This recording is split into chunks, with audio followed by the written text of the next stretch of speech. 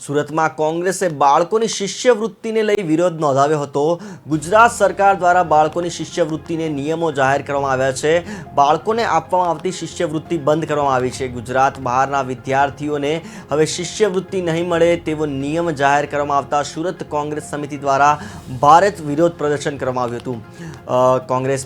કોંગ્રેસે ભાજપ સરકાર પર બાળકોને સાથે ભેદભાવ કરવાના આરોપ લગાવ્યો હતો। કોંગ્રેસે વધુમાં કહ્યું હતું કે પ્રધાનમંત્રી મોદી એક ભારત શ્રેષ્ઠ ભારતની વાતો કરે છે અને બીજી તરફ બાળકો સાથે ભેદભાવ કરે છે। કોંગ્રેસે સુરત પાલિકાની તમામ શાળા બહાર વિરોધ નોંધાવ્યો હતો અને તમામ બાળકોને શિષ્યવૃત્તિ આપવાની માંગ કરી હતી। સુરત શહેર કોંગ્રેસ સમિતિ દ્વારા સમગ્ર સુરત શહેરની અંદર નગર પ્રાથમિક શિક્ષણ સમિતિની દરેક સ્કૂલો ઉપર વિરોધ પ્રદર્શન કરવામાં આવી રહ્યું છે।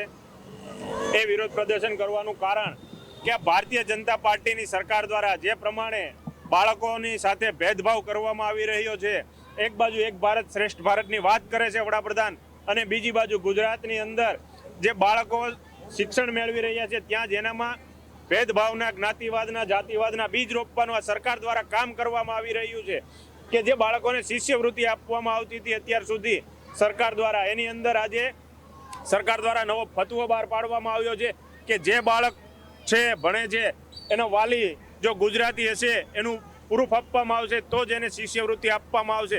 એટલે આવો જે સરકાર દ્વારા ભેદભાવ કરવામાં આવી રહ્યો છે અને બાળકોને ફક્ત ગુજરાતી હોય એવા બાળકોને શિષ્યવૃત્તિ આપવાનું જે નક્કી કરવામાં આવી રહ્યું છે એની સામે સુરત શહેર કોંગ્રેસ સમિતિ વિરોધ કરે છે।